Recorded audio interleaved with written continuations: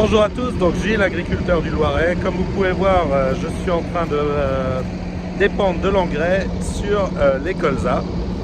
Donc je suis en train de faire le deuxième tour d'engrais. Et voici où en sont nos colzas. Donc vous pouvez voir qu'il commence à y avoir les premiers boutons qui sont en train de monter. On aperçoit quelques fleurs dans le champ, mais il y en a très peu. Donc c'est le bon moment pour mettre le deuxième apport et j'aurai un petit apport pour solder à la fin le besoin d'engrais. Donc ça passe, mais heureusement que je pense que je suis en speed direct, sinon ça passerait pas du tout. Parce qu'il y a certaines places où j'ai failli m'enfoncer déjà comme ça. Donc entre deux passages d'engrais solides, j'ai la livraison de l'engrais liquide qui vient d'arriver. Donc là, la cuve est presque pleine. Comme ça, après, je vais pouvoir passer à du liquide.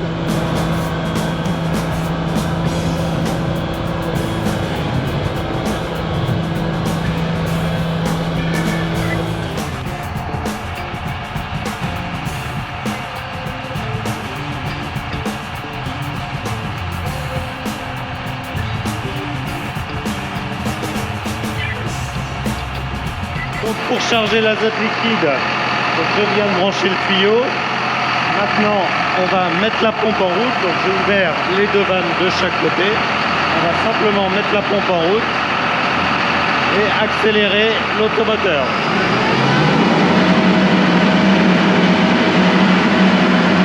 Et donc là, ça y est, ça commence à arriver dans la cuve. Donc là, la cuve est presque pleine. On est à 2300 litres. Je vérifie en même temps parce que là, je vois mon niveau réel de la cuve. Et donc, dès que ce sera plein, je vais arrêter la pompe et pouvoir arrêter le remplissage. Et puis, comme ça, on va pouvoir y aller. Encore un petit peu.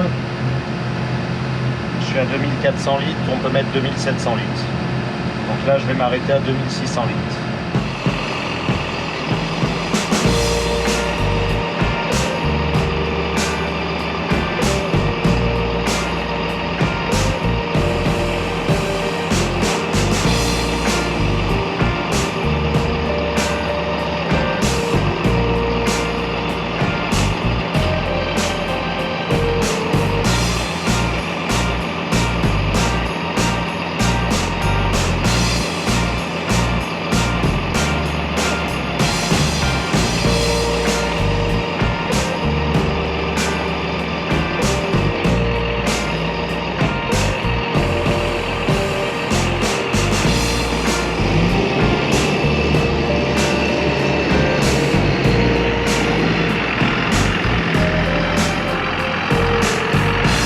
Dans le champ, un champ de blé qui a été semé en direct, donc avec un précédent maïs comme vous pouvez voir. Donc le blé est bien présent, il est bien là, plutôt propre globalement. Il y a quelques nouvelles mauvaises herbes qui arrivent. Là je vois quelques chardons, ouais, j'ai quelques soucis de chardon dans cette parcelle. Donc globalement c'est un blé qui est plutôt pas en avance par rapport aux autres. Vous voyez, il ne couvre pas encore le rang. Ça va venir. Il souffre un petit peu de l'humidité. Là, je ne sais pas si vous pouvez voir au fond. On voit bien, on voit plus la terre que le blé. C'est plus couleur terre que couleur blé. Surtout aujourd'hui où il fait pas très beau. Ça bruine. Il y a un petit peu d'eau. Il y a un petit peu de vent. C'est pas un super temps pour le blé. Par contre, c'est parfait pour faire de l'azote liquide puisqu'on n'aura pas de problème. Au niveau, il n'y a pas de risque d'avoir une perte en volatilisation de l'azote puisqu'elle est tout de suite assimilée, elle est tout de suite redescendue auprès des racines grâce à l'eau. Donc là, c'est l'idéal et pas de risque de brûlure puisqu'elle est lessivée tout de suite. Allez, on monte à l'intérieur et puis je vais vous expliquer comment ça fait.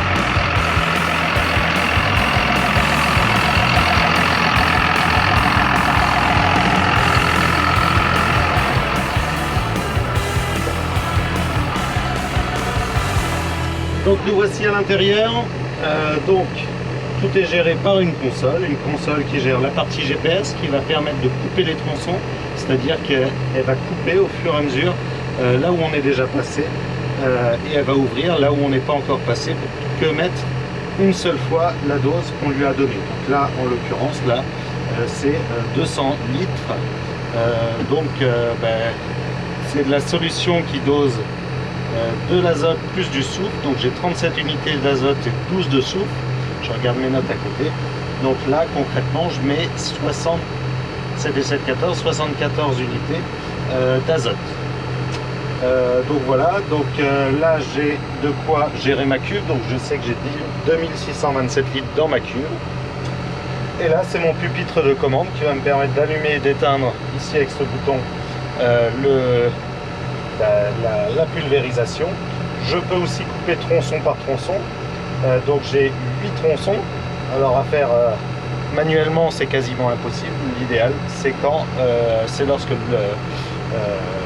le GPS le fait, puisque manuellement, réussir à regarder et puis à tout couper 8 tronçons à la fois, c'est quasiment mission impossible. Donc voilà, là ici je vais gérer mes rampes, donc les lever, je ne sais pas si vous pouvez voir, là ça lève les rampes, là ça baisse ou ça lève chaque côté. Et là ici je gère mon avancement, donc à la vitesse à laquelle j'avance. Et si besoin, j'ai aussi un GPS sur le volant, donc c'est cette boîte là qui va permettre de guider. Bon, là j'ai pas besoin puisque j'ai des traces qui sont déjà faites. Allez hop, on y va, c'est parti.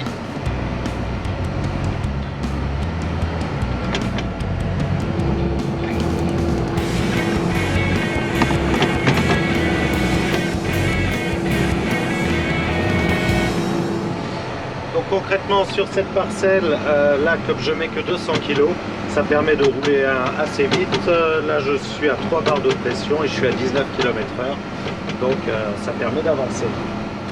Alors aujourd'hui je continue l'azote liquide, donc là on est le matin, hier j'en ai fait une grande partie, c'est les images que vous avez pu voir jusqu'à maintenant. Donc là, deuxième jour d'azote liquide, donc il fait encore un bon temps pour l'azote liquide puisque là ça bruine, je ne sais pas si vous voyez mais il pleuviote un petit peu, alors pas beaucoup, juste assez. Il y a moins de vent qu'hier donc c'est mieux, donc ça devrait le faire. On va commencer par re-remplir encore une fois. Donc là la cuve elle était, on va allumer, elle était à 22 000 litres, donc elle était pleine jusqu'à l'étiquette qui est en haut de Kingston. Et là maintenant, on peut voir que le niveau, j'ai dû utiliser au moins 9 à 10 000 litres hier. Maintenant, il m'en reste encore un petit peu à faire. Donc on va continuer. L'automoteur est dans un sale état parce que comme il pleut, comme c'est humide, ça en met un petit peu partout. Donc il va y avoir un gros travail de nettoyage juste après.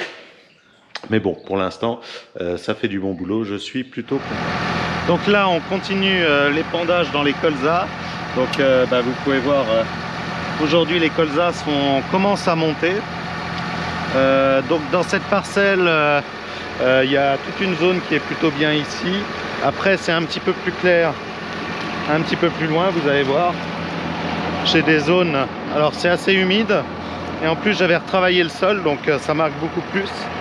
J'avais passé du décompacteur dans ce champ là et vous voyez il y a quelques zones là comme là qui sont un petit peu plus claires, où il y avait un petit peu plus de régras. Bon, on va voir ce que ça va donner à la fin. Et à l'autre bout du champ il y a toute une partie que je garde pas parce que qui est vraiment trop claire. Donc là c'est leur deuxième apport.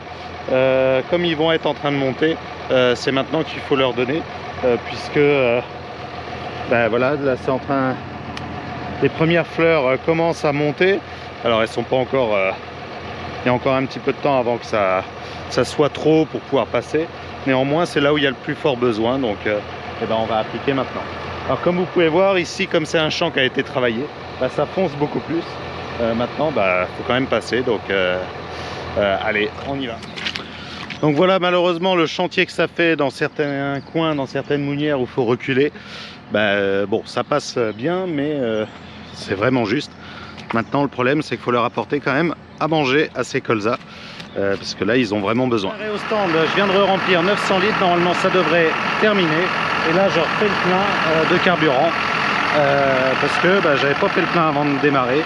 Et là je commençais à être sur la réserve, donc pour pas risquer d'arrêter le moteur, je préfère refaire le plein avant. Allez, et puis là, normalement, on va pouvoir terminer et aller tout nettoyer. Donc là, on est dans la dernière parcelle de blé où je dois remettre de l'engrais. Alors, je voulais vous montrer un petit peu les buses qu'on utilise. Alors là, j'utilise des bleus, mais il y a les mêmes en verte. Donc, c'est des 7 filets. En fait, il y a 7 gros trous qui permettent de laisser passer l'azote liquide. Et ça permet de ne pas faire comme quand on fait un produit de traitement, un brouillard, mais de faire juste une petite, laisser les gouttes tomber. Bon là il va vraiment falloir que je termine parce que là le vent est en train de se lever, je ne sais pas si vous voyez. Bon, comme c'est quand même des gouttes qui tombent, on fait un filet justement, c'est pas comme un brouillard, donc ça se disperse pas, donc c'est beaucoup moins gênant. Alors je vous montre un petit peu le blé. Donc là on est dans un blé derrière colza. Concrètement il nous reste encore du trèfle qui est en train de repartir. Il y a un petit peu de mauvaise herbe ici aussi, donc il faudra que je surveille. Je pense qu'il faudra que je fasse quelque chose pour conserver le trèfle pas trop haut et puis maintenir les mauvaises herbes. Voilà, sinon cette parcelle est plutôt bien, sauf le haut, parce que le haut a baigné au niveau de... c'est vraiment humide. Donc voilà. Et on va lui donner à manger à ce blé là et puis après nettoyage.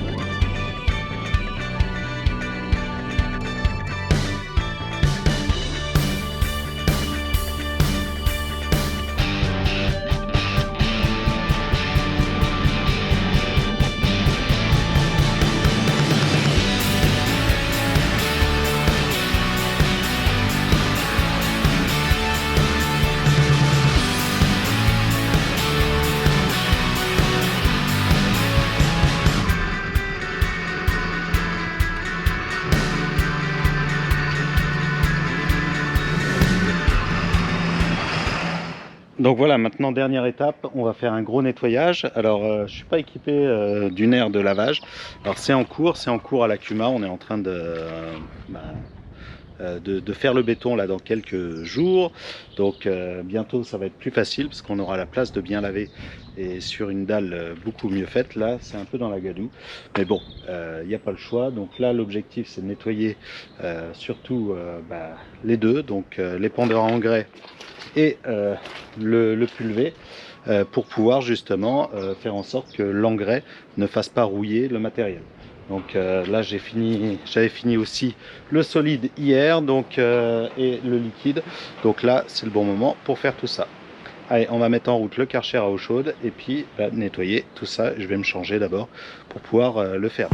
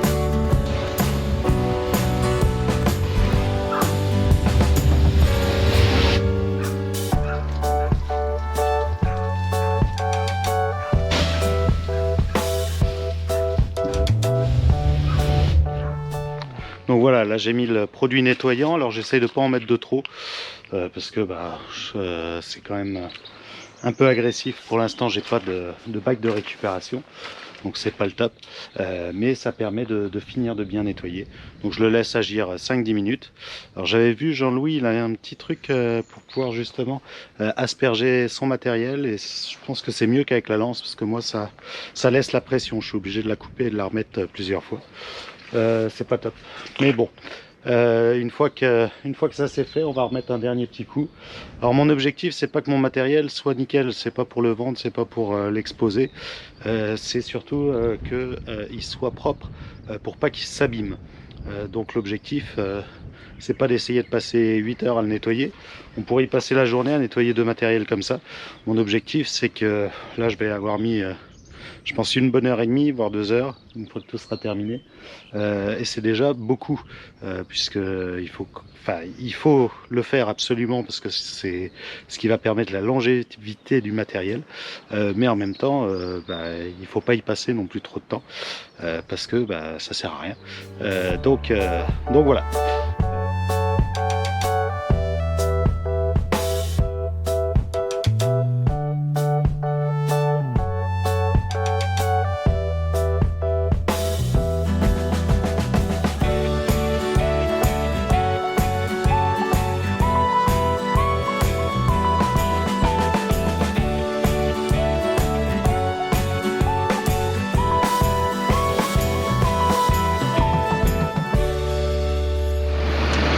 Donc voilà, les deux engins sont propres, ça m'a permis de voir quelques petits problèmes. Sur les pendeurs en grès, il y a les autocollants rouge et blanc qui se décollent, alors qui est tout neuf. Bon, donc ça, il va falloir que je regarde ça. Et sur l'automoteur, j'ai deux petits soucis à régler. Ça qui a du jeu, donc les boulons à changer. Et puis au niveau de la porte, le joint a changé parce qu'il est vraiment mort, j'avais déjà vu ça. Et là il pend. Et ce que je vous propose, c'est que je vais me changer et puis on se retrouve dans quelques minutes pour vous au hangar pour pouvoir faire ces quelques bricoles. Et puis pour moi ce sera que demain, parce que là j'ai bien envie d'une bonne douche et d'un petit peu de calme. Allez hop, à tout de suite pour vous, et puis à demain pour moi. Donc comme on avait vu tout à l'heure, il y a un problème de serrage là ici. Les deux écrous sont desserrés, ils sont un peu rouillés. Je vais quand même essayer de les serrer et on va voir si ça suffit pour refaire tenir tout ça, ou s'il faut que je les change.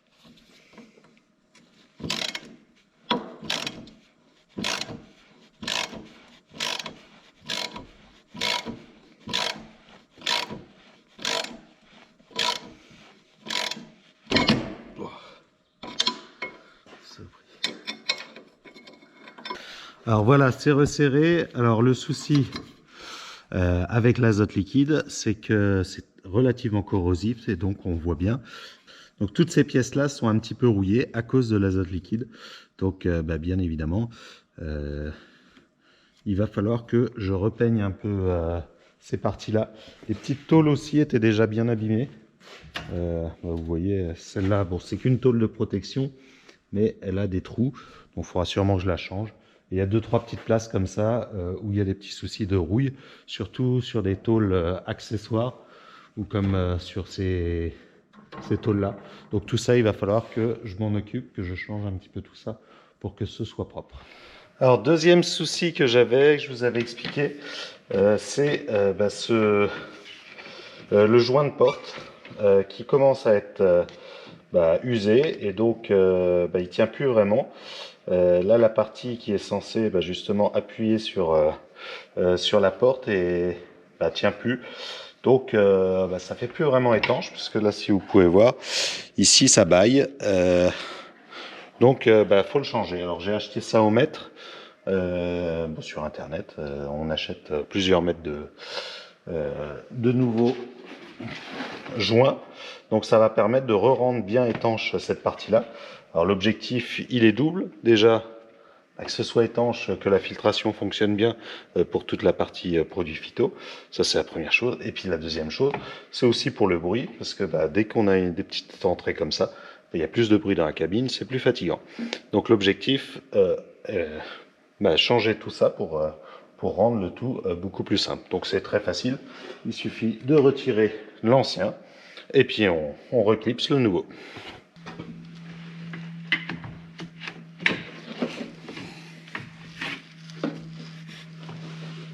Donc voilà, pour le mettre, on le positionne et puis après on le rentre en force contre la vitre, comme ça.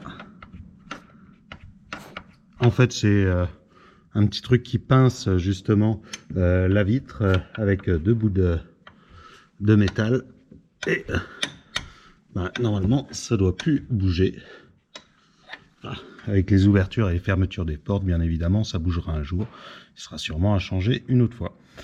Donc voilà, là la porte elle est vraiment étanche. J'ai réglé un petit peu la serrure, le pen pour bien qu'il accroche. Et ça fait que quand c'est fermé, pas de souci, on a une bonne étanchéité. Et donc ça c'est le plus important quand on travaille dans ce genre d'engin. Donc dernière chose que je voulais faire, c'est changer l'autoradio, parce que l'ancien autoradio c'est celui-là, il n'a pas le Bluetooth, il perd à chaque fois la mémoire des stations, parce que comme on coupe la batterie à chaque fois c'est la galère. Ce que je veux, c'est un autoradio où je puisse avoir mon téléphone de branché dessus en Bluetooth et que je puisse écouter la radio directement sur le téléphone, c'est quasiment plus simple. La radio, j'ai du mal à capter partout sur la ferme, par contre, j'ai quasiment la 3G partout. Donc maintenant, j'écoute de plus en plus la radio directement sur le téléphone. Donc là, coup de chance, c'est les mêmes prises. J'avais un petit peu peur parce que c'est un autoradio français. Enfin non, c'est Sony, donc c'est pas français, mais acheté en France. Et l'automoteur, comme il est américain, j'avais peur que ce soit pas les mêmes prises, mais a priori, ça devrait aller. Donc ça, c'était un autoradio que mon frère m'avait donné. Merci, Jean-Yves. Et puis je vais essayer de le brancher, voir si ça fonctionne. Bon bah nickel, ça fonctionne, donc parfait. Je peux entendre la radio et je peux aussi avoir le main libre pour téléphoner. Donc ce qui est quand même assez important quand on travaille, de pouvoir avoir une bonne radio. Ça c'est pour la détente, mais avoir le main libre parce que on a souvent des appels en cours de traitement. Donc voilà, j'espère que cette petite vidéo vous a plu. N'hésitez pas à vous abonner à la chaîne, à mettre un petit j'aime si ça vous a plu. Et puis bien sûr, moi je vous dis à samedi prochain pour une nouvelle vidéo.